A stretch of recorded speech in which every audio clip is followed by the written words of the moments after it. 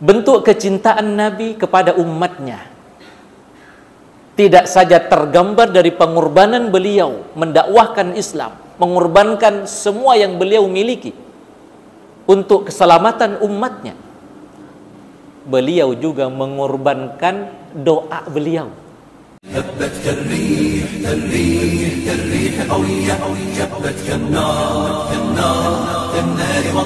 Bismillahirrahmanirrahim. Assalamualaikum warahmatullahi wabarakatuh.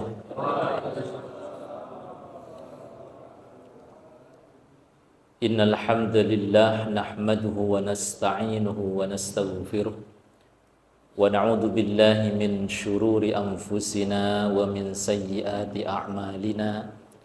May yahdihillahu fala mudilla lahu wa may yudlil fala hadiyalah. Ashhadu an la ilaha illallah wahdahu la syarika lah wa ashhadu anna Muhammadan abduhu wa rasuluh. Allahumma salli ala Muhammad wa ala alihi wa ashabihi wattabi'in wa man tabi'ahum bi ihsanin ila yaumiddin. Amma ba'du fa ya ibadallah usikum wa iyaya nafsi bitaqwallah faqad fazal muttaqun. Qala Allah ta'ala fil Qur'anil Karim, ya ayyuhalladzina amanu taqullaha haqqa tuqatih wa la tamutunna illa wa antum muslimun. Yang sama-sama kita muliakan imam dan segenap pengurus Ta'mir Masjid Al-Hikmah, Bapak Ibu hadirin jamaah sekalian yang mudah-mudahan kita semua senantiasa dijaga, diberkahi dan dilindungi Allah Subhanahu wa taala. Amin. Bersyukur kita pada kesempatan ini yang kembali diberikan nikmat sehat oleh Allah sehingga kita dapat memenuhi panggilan Allah melaksanakan salat maghrib berjamaah, kemudian kita lanjutkan dengan ta'lim rutin pekanan kita ini. Mudah-mudahan dengan bertambahnya ilmu kita, bertambah pula amal ibadah dan amal soleh kita. Salawat dan salam marilah kita sanjungkan kepada teladan kita, panutan kita, Nabi Agung Muhammad sallallahu alaihi wasallam, yang kita berdoa dan bermunajat kepada Allah, mudah-mudahan kita semua mendapatkan syafaat beliau kelak di yaumil qiyamah. Amin. Allahumma amin.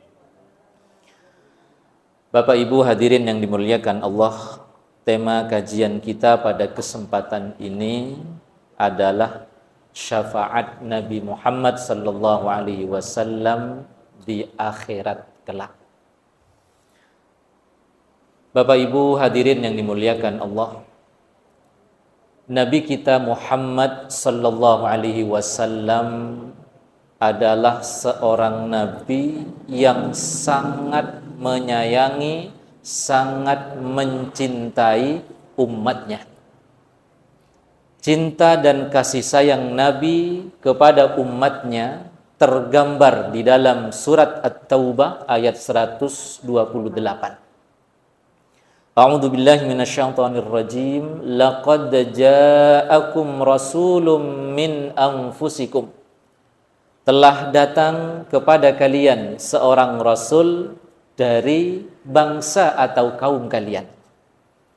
Di mana rasul ini Muhammad sallallahu alaihi wasallam memiliki sifat pertama, azizun alaihi ma anittum, yang kalau di dalam Quran terjemah diartikan berat terasa olehnya penderitaanmu.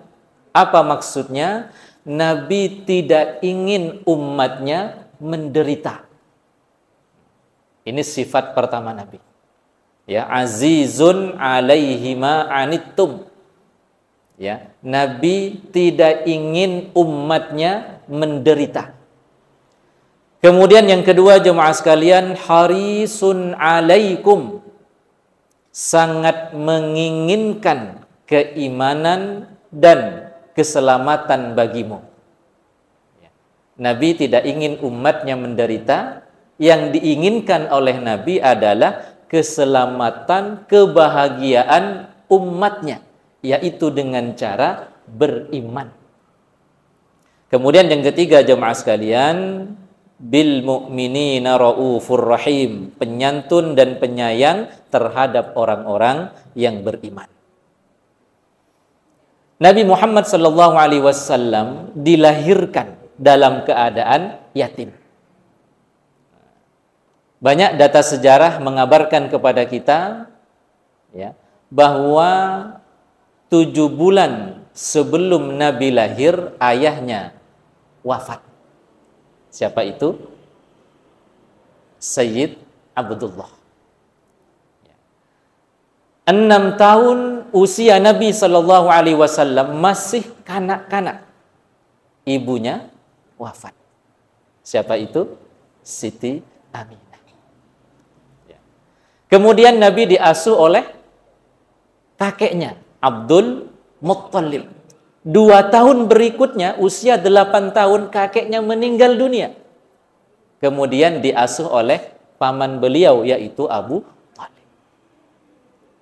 Dalam pandangan umum, Nabi itu menderita, begitu ya, dalam pandangan umum. Nah, lahir tanpa ayah, usia 6 tahun sudah meninggal dunia ibunya. Tapi melalui proses ini, Allah mendidik ya Nabi Muhammad sallallahu alaihi wasallam untuk memiliki mental yang kuat, kemandirian yang hebat. Nah, di usia kanak-kanak beliau sudah mandiri, mengembala kambingnya orang, mendapat upah. Setelah itu kemudian apa? Ikut berbisnis bersama paman beliau Abu Thalib. Bahkan pernah bermitra dengan seorang wanita terkaya di Mekah saat itu, yang kemudian menjadi istri Nabi Shallallahu Alaihi Wasallam, yaitu Siti Khadijah. Ya. Hadirin yang dimuliakan dan dirahmati Allah Subhanahu Wa Taala.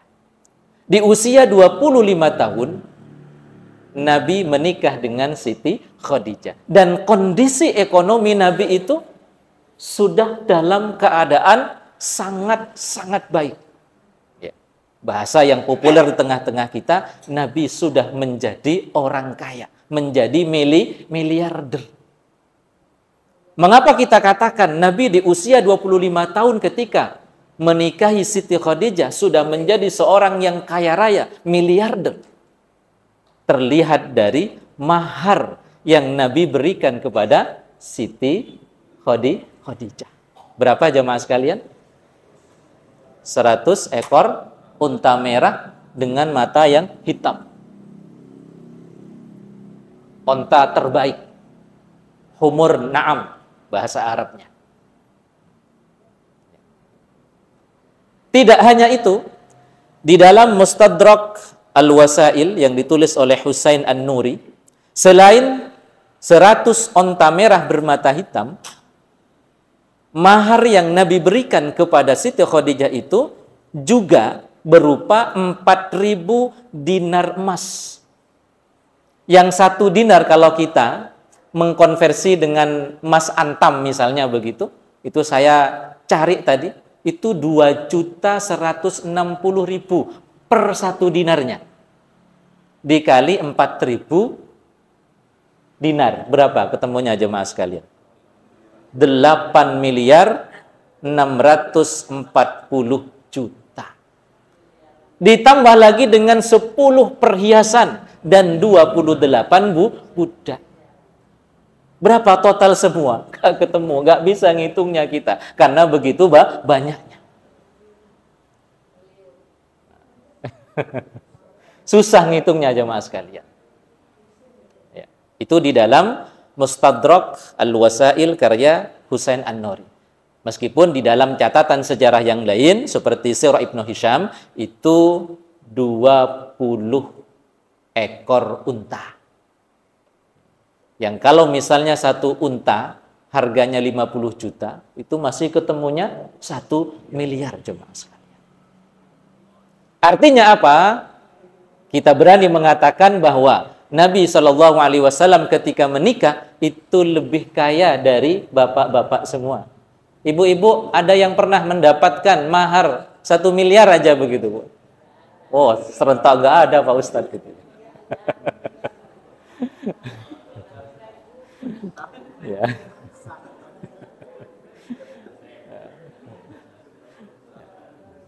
Kemudian Nabi menikah dengan Siti Khadijah yang juga seorang yang kaya raya. Jadi 2 kekayaan berkumpul. Siti Khadijah. Ngomong-ngomong Bapak Ibu, tahu nggak artinya Siti itu apa? Siti itu bahasa apa? Siti itu bahasa Arab jamaah sekalian. Akronim singkatan dari Sayyidati. Jadi Sayyidati disingkat jadi Siti. Dan itu formal singkatan itu. Jadi Sayyidati untuk perempuan, tuan perempuan, tuan putri begitu. Kalau laki-laki namanya Sayyidi, disingkat jadi Sidi. Pernah dengar Sidi? Populer kok dulu itu. Sidi Muhammad, nah, Sayyidi Muhammad, Amin Kutbin dan seterusnya. Jadi Siti itu bahasa Arab dari kata Sayyidati disingkat jadi Siti. Sayyidi disingkat jadi Sidi, Sidi Muhammad. Bapak Ibu hadirin yang dimuliakan dan dirahmati Allah Subhanahu wa taala. Nah, ketika Nabi berusia 40 tahun, Nabi diangkat menjadi Rasul. Muhammad sallallahu alaihi wasallam diangkat menjadi Nabi dan Rasul yang terakhir. Dan Nabi Muhammad ini adalah Nabi yang sangat-sangat bertanggung jawab terhadap umatnya. Untuk menyampaikan risalah Islam. Menyelamatkan umatnya tadi ya. Nabi menggunakan semua yang beliau miliki. Tidak hanya jiwa, raga, pemikiran, bahkan harta bendanya habis untuk berdakwah. Bukan hanya harta Nabi, harta istri beliau Khadijah Al-Kubra juga digunakan untuk mendakwahkan Islam. Di zaman kita sekarang ini enak Ustaz ya. Ya. Dakwah nggak pakai ya. Karena sudah banyak yang membiayai begitu ya. Hadirin yang dimuliakan dan dirahmati Allah Subhanahu wa taala. Nah, ketika Nabi kembali ke pernikahan Nabi. Ini ada satu materi yang belum saya sampaikan. Saya membaca beberapa artikel ya, bahwa usia Khadijah ketika dinikahi oleh Nabi itu, ini diantara para sejarawan itu berbeda pendapat. Yang populer kan usia berapa? 40 tahun. Itu terdapat di dalam Tabaqat Ibnu Sa'din dari Al-Waqidi. Nah, adapun di dalam Mustadrak Al-Hakim dari Ibnu Ishaq, usia Khadijah itu 28 tahun. Bahkan dia mengatakan sama dengan usia Nabi 25 tahun. Dan ini sangat rasional jemaah sekalian, sangat masuk akal. Kenapa? Karena sebagian besar, ya, hampir semua putra-putri Nabi lahir dari Sayyidah Khadijah. Artinya apa? Khadijah masih sangat produktif. Kalau usia 40 tahun kayaknya secara ilmu medis itu sudah nggak produktif gitu ya. Kemudian di dalam Al-Bidayah wan Nihayah yang ditulis oleh Ibnu Katsir, usia Khadijah saat itu 35 tahun. Inilah perbedaan data sejarah terkait dengan usia Khadijah saat dinikahi oleh baginda Rasul Muhammad sallallahu alaihi wasallam. Nah, itu jamaah sekalian. Nah, kembali ke dakwahnya Nabi. Ketika Nabi berdakwah menyampaikan risalah Islam kepada umatnya, beliau mengorbankan segalanya. Sampai-sampai ketika beliau meninggal, di dalam hadis riwayat Imam Abu Dawud dan yang lainnya, ya, wa innal anbiya lam yuwarrithu dinaran wala dirhaman warrathul ilmah. Nabi tidak mewariskan dinar dan dirham. Nah, yang diwariskan adalah ilmu agama. Dan barang siapa yang mengambil warisan ini, maka sesungguhnya ia telah mendapatkan warisan yang sangat-sangat banyak, sangat-sangat melimpah, jamaah sekalian. Bapak Ibu hadirin yang dimuliakan dan dirahmati Allah Subhanahu wa taala. Nah, bentuk kecintaan Nabi kepada umatnya tidak saja tergambar dari pengorbanan beliau mendakwahkan Islam, mengorbankan semua yang beliau miliki untuk keselamatan umatnya. Beliau juga mengorbankan doa beliau. Apa maksudnya? Di dalam hadis riwayat Imam Muslim dan yang lainnya, Nabi bersabda begini, likulli nabiyyin da'watun mustajabatun. Setiap nabi memiliki doa yang mustajab. Fata'ajjala kullu nabiyyin da'watahu. Setiap nabi, semua nabi itu menggunakan doanya ini ta'ajjala, bersegera. Artinya apa? Digunakan di dunia. Mungkin ada nabi yang minta kerajaan kayak Nabi Sulaiman, Nabi Daud gitu ya. Nabi Daud itu ayahnya Nabi Sulaiman. Kemudian kerajaannya itu, kekayaannya diwariskan kepada siapa? Putranya, yaitu Nabi Sulaiman. Sementara Nabi Shallallahu Alaihi Wasallam tidak menggunakan doanya itu di dunia. Berkorban Nabi. Nabi kalau cuma pingin menjadi raja di raja, sangat bisa. Karena Nabi punya doa yang mustajab. Setiap Nabi itu punya doa yang mustajab. Kalau hanya ingin menjadi orang terkaya, sangat mudah. Nabi punya doa yang mustajab. Tapi itu Nabi tidak minta di dunia. Apa kata Nabi? Wa inni ikhtaba'tu da'wati syafa'atan li ummati yaumal qiyamah. Doa mustajabku tak saya gunakan di dunia, nanti akan saya gunakan di akhirat sebagai bentuk syafaat kepada umatku. Masya Allah. Inilah Nabi kita Muhammad Sallallahu Alaihi Wasallam. Saat beliau akan meninggal dunia, masih sempat menyebut apa? Ummati, ummati. Karena begitu cinta, begitu sayangnya Nabi kepada umatnya. Fahyana ilatun insyaallah man mata min ummati la yusyrik billah. Semua umat Nabi Muhammad akan mendapatkan syafaat Nabi asal ia meninggalnya la yusyrik billah, tidak menyekutukan Allah Subhanahu wa taala.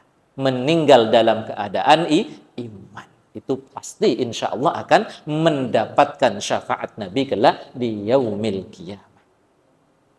Dalam hadis yang lain maknanya tidak terlalu jauh perbedaannya. Dalam hadis riwayat Imam Ahmad, apa sabda Nabi? Khuyyirtu baina syafaati wa baina ayyadkhula nisfu ummati al-jannah. Saya pernah diberi pilihan oleh Allah, kata Nabi, antara mengambil syafaat atau mendapatkan syafaat atau separuh dari umat Nabi Muhammad dimasukkan ke dalam surga. Artinya apa? Separuhnya masuk neraka. Kalau Nabi tak ingin repot, ambil yang kedua.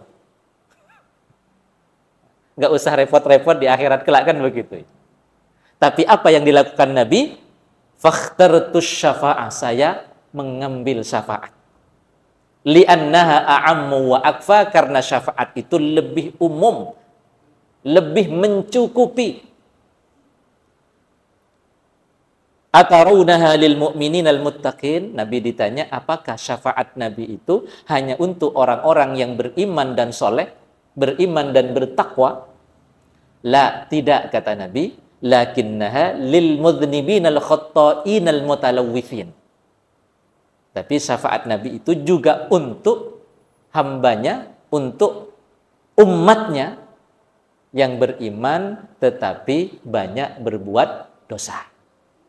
Itu juga akan mendapatkan syafaat Rasul kelak di yaumil qiyamah asal meninggalnya dalam keadaan beriman. Meskipun banyak dosanya, insya Allah akan mendapatkan syafaat Rasul.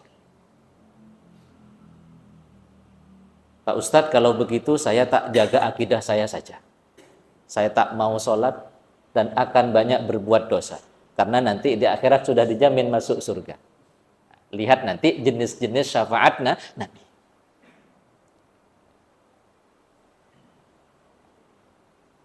Karena salah satu jenis syafaat Rasul kelak itu adalah menyelamatkan atau mengangkat umatnya yang masuk neraka kemudian dipindahkan ke surga. Enggak apa-apa Pak Ustaz, kan cuma 1 hari di neraka. Jangan remehkan 1 hari di neraka. Dalam surat apa itu? Al-Hajj ya. Bahwa 1 hari di akhirat itu sama dengan ka'alfi sanatin mimma ta'uddun, sama seperti 1000 tahun di dunia. Jangan remehkan satu hari jemaah sekalian. Nanti akan kita bahas ya macam-macam syafaat Rasul di akhirat. Hadirin yang dimuliakan dan dirahmati Allah Subhanahu wa taala.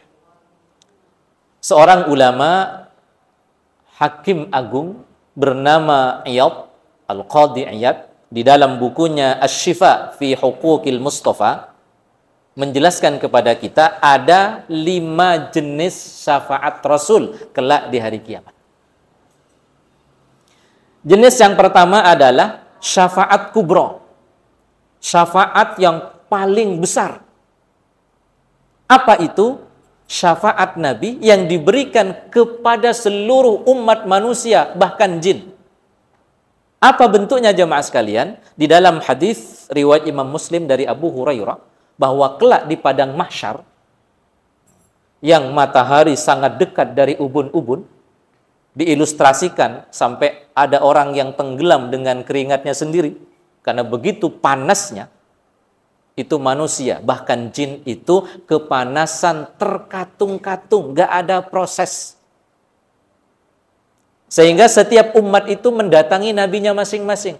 Umatnya Nabi Adam datang pada Nabi Adam minta supaya melakukan negosiasi dengan Allah supaya segera ada proses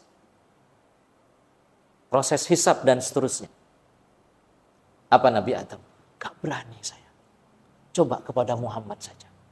Umatnya Nabi Idris pun demikian. Gak berani Nabi Idris untuk melakukan negosiasi dengan Allah. Coba kepada Muhammad saja. Semua Nabi mengatakan seperti itu. Karena semua Nabi itu paham bahwa Nabi Muhammad SAW masih punya satu senjata doa yang mustajab, yang tidak digunakan di dunia. Maka mereka semua datang menemui Nabi Muhammad SAW, kemudian Nabi melakukan negosiasi dengan Allah dan Allah memberikan apa? Syafaat. Sehingga kemudian ada proses hisab. Itu jamaah sekalian yang disebut dengan syafaat kubra. Kemudian yang kedua adalah syafaat Nabi untuk 70.000 umatnya masuk surga tanpa hisab. Ini terdapat di dalam hadis riwayat Imam Al-Baghawi. Kemudian yang ketiga, syafaat Nabi bagi umatnya yang telah ditetapkan masuk neraka. Ketika amalnya ditimbang, diaudit, dihisab, kemudian didapatkan bahwa amal buruknya lebih berat, lebih banyak dari amal baiknya, sehingga vonisnya kemudian apa? Neraka. Nah, sebelum dimasukkan ke dalam neraka, dia dapat syafaat Nabi. Dapat syafaat Nabi. Akhirnya apa? Dibatalkan masuk nerakanya. Kemudian yang keempat jemaah sekalian, dalam hadis Al-Imam Al-Bukhari yang kita sampaikan tadi, syafaat Nabi untuk umatnya yang sudah masuk neraka.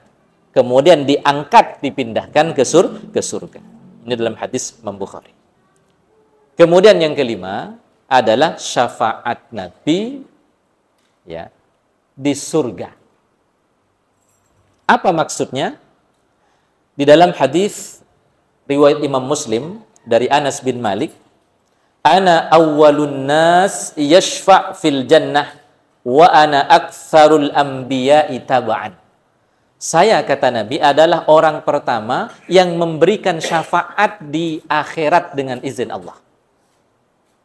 Dan saya, kata Nabi, adalah Nabi yang banyak pengikutnya di surga. Artinya, umat Nabi Muhammad dengan syafaat Nabi akan banyak yang masuk surga. Nah, seperti apa syafaat di surga ini, jamaah sekalian? Mungkin ada orang umat Nabi Muhammad yang derajat surganya rendah, kemudian dapat syafaat, dinaikkan derajatnya. Ilustrasi yang lain, ada masuk surga tapi di emperannya dengan syafaat Nabi, kemudian masuk ke dalam surga. Seperti itu barangkali ilustrasinya dari hadis riwayat Muslim ini. Jadi meningkatkan derajat di surga. Bapak Ibu hadirin yang dimuliakan dan dirahmati Allah Subhanahu wa taala. Nah, kemudian bagaimana caranya mendapatkan syafaat Nabi sallallahu alaihi wasallam? Tentu kita harus ittiba terhadap sunnah-sunnah Nabi. Mencontoh, meneladani cara kehidupan Nabi sallallahu alaihi wasallam. Apakah ada amalan-amalan khusus yang menghadirkan syafaat Nabi? Ada, jemaah sekalian. Di antaranya yang pertama adalah bertauhid dengan ikhlas. Ya. Sebagaimana hadis sahih riwayat Imam Al-Bukhari, suatu ketika Abu Hurairah bertanya kepada Nabi, "Ya Rasulullah, man as'adun nasi bi syafa'atika yaumal qiyamah?" Siapa orang yang paling berbahagia dengan syafaatmu kelak di hari kiamat, kata Abu Hurairah. Nabi menjawab, as'adun nasi bi syafa'ati yaumal qiyamah man qala la ilaha illallah khalisan min qalbihi aw nafsihi. Orang yang paling berbahagia dengan syafaat Nabi kelak di hari kiamat adalah orang yang suka berzikir la ilaha illallah, ikhlas keluar dari hatinya, dari lubuk sanubarinya yang paling dalam. Maka kalau kita berzikir la ilaha illallah, jangan cepat-cepat, kita hayati, kita resapi, keluarkan dari lubuk hati kita yang paling dalam. La ilaha illallah. Kalau mendengar nada, ingat siapa jemaah sekalian? Oh, ingat Rhoma Irama. Oh, ingat Ustadz Arifin Ilham gitu ya. Ya, mungkin ini motivasi Ustadz Arifin Ilham kemudian membentuk jamaah zikir ya gitu. Zikir tauhid la ilaha illallah dengan penuh penghayatan. Karena ingin menghadirkan ya kalimatut tauhid itu dari lubuk hati yang paling dalam. Nah, itu jamaah sekalian. Jadi kita berzikir la ilaha illallah, ikhlas keluar dari hati dan jiwa kita. Khalisan min qalbihi aw nafsihi. Itu pertama. Dalam hadis Bukhari, orang yang ikhlas berzikir la ilaha illallah akan mendapatkan kebahagiaan, bahkan menjadi orang yang paling bahagia kelak di hari kiamat karena mendapatkan syafaat Nabi sallallahu alaihi wasallam. Selama ini kan kita sering mengkritik tahlil dan tahlilan. Sampai nggak pernah tahlil gitu ya. Karena sukanya mengkritik saja. Mari, mulai saat ini kita banyak berzikir. La ilaha illallah. Ya, keluar dari lubuk sanubari kita. Kemudian yang kedua jemaah sekalian, amalan khusus yang akan mendatangkan syafaat Nabi kelak di yaumil qiyamah adalah berdoa setelah azan. Hadisnya sahih, riwayat Imam Al-Bukhari dari Jabir ibni Abdullah. Apa sabda Nabi? Man qala hina yasma'un nida. barang siapa yang berdoa setelah adzan selesai berkumandang, Allahumma rabbaha dihid da'watit tammah wassalatil qa'imah ati Muhammadanil wasilata wal fadilah wab'athhu maqaman mahmudanil ladzi wa'adta. Terus riwayat siapa yang ada innaka la tukhliful mi'ad? Dalam riwayat Al-Bukhari enggak ada. Cukup sampai apa? Ya. Mahmudanil ladzi wa'adta. Itu dalam hadis riwayat Imam Al-Bukhari. Ya. Jadi kita ulangi lagi. Allahumma rabba hadhihi da'watit tammah was-salatil qa'imah ati Muhammadanil wasilata wal fadila wab'athhu maqaman mahmudanil ladzi wa'adta. Ini dalam hadis riwayat Imam Al-Bukhari. Adapun tambahan innaka la tukhliful mi'ad dari sisi makna enggak ada masalah. Ya. Nah, coba nanti dicari barangkali ada dasarnya di hadis yang lain. Kalau hadis Bukhari cuman sampai ya mahmudanil ladzi wa'adta. Apa kata Nabi orang yang ya berdoa setelah mendengar adzan dengan doa tersebut, ya, halat lahu syafaati yaumal qiyamah. Ia berhak untuk mendapatkan syafaatku kelak di yaumil qiyamah. Itu jamaah sekalian. Nah, maka nanti ketika adzan berkumandang kita simak sesuai sunnah Nabi. Kemudian melafadzkan sesuai lafadz adzan. Ya. Setelah itu kita berdoa. Ya. Dengan doa yang kita contohkan tadi, ya. Maka kata Nabi kelak di hari kiamat ia berhak mendapatkan syafaat Rasul. Kemudian jemaah sekalian, amalan yang ketiga, banyak bersolawat kepada Nabi Sallallahu Alaihi Wasallam. Di dalam hadis riwayat Imam At-Tirmidzi dari Ibnu Mas'ud, ya, aulan nasi bi yaumal qiyamati aktsaruhum alayya salatan. Orang yang paling berhak mendapatkan syafaatku kata Nabi di hari kiamat kelak adalah orang yang banyak bersolawat kepadaku. Ini jamaah sekalian. Nah, lebih-lebih di waktu-waktu, di hari-hari yang kita dianjurkan untuk banyak bersolawat, seperti di hari apa? Jumat. Termasuk juga di hari-hari yang lain, kesempatan yang lain, zikir kita, ya, juga banyak, ya, menyenandungkan solawat Nabi. Saya ingat dulu ketika di kampung di Madura, insya Allah juga beliau punya pengalaman yang sama. Solawat itu menjadi doa untuk semua masalah, semua kegiatan. Saya ingat dulu pesan ibu saya. Banyak baca solawat. Apa-apa, solawat. Apa-apa, solawat. Termasuk ketika saya sama ibu saya jalan, ternyata sudah gelap. Karena habis maghrib atau habis isya. Lewat kuburan. Banyak baca solawat, banyak baca solawat. Allahumma sholli ala Muhammad, Allahumma sholli ala Muhammad. Tambah dekat dengan kuburan, tambah nyaring gitu. Saya ingat betul dulu itu. Allahumma sholli ala Muhammad, Allahumma sholli ala Muhammad. Saya pernah ikut lomba. Saya kan nervousan, bahkan sampai sekarang jemaah sekalian, saya tuh suka nervous begitu. Perbanyak baca solawat. Jadi apa-apa solawat dulu.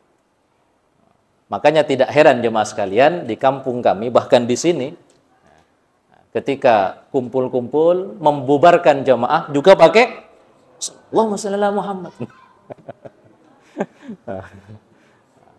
Kita pernah bertanya kepada guru kita, Ustaz, apa bahasa Arabnya bubar jalan? Baca sholawat.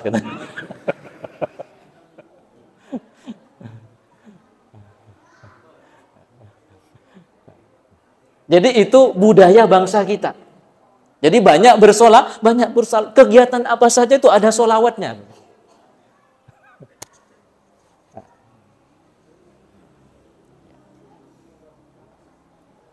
Itu jamaah sekalian, ya kita banyak bersolawat kepada Nabi. Dengan banyak bersolawat kepada Nabi, di dalam hadis Imam Tirmidzi ini, kata Nabi, aulan nasibi yaumal qiyamah. Orang yang paling berhak untuk mendapatkan syafaat Nabi adalah orang yang paling banyak bersolawat kepada Nabi Sallallahu Alaihi Wasallam.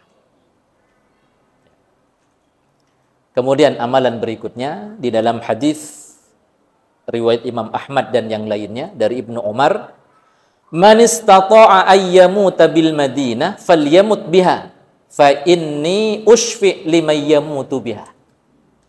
Barang siapa yang bisa tinggal di Madinah sampai meninggal di sana, bisa dicoba. Tinggallah di Madinah sampai meninggal di sana. Apa kata Nabi? Fa inni ushfi liman yamutu biha. Karena saya nanti di hari kiamat akan memberikan syafaat kepada umatku, kata Nabi, yang tinggal di Madinah dan meninggal di sana. Tidak masalah kan kita punya niat itu.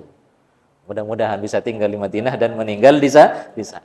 Dengan harapan mendapatkan syafaat Nabi di yaumil qiyamah. Dan tentu banyak sekali keutamaan tinggal di Mekah dan Madinah. Apalagi di akhir zaman, karena dua kota ini tidak dapat ditembus oleh Dajjal.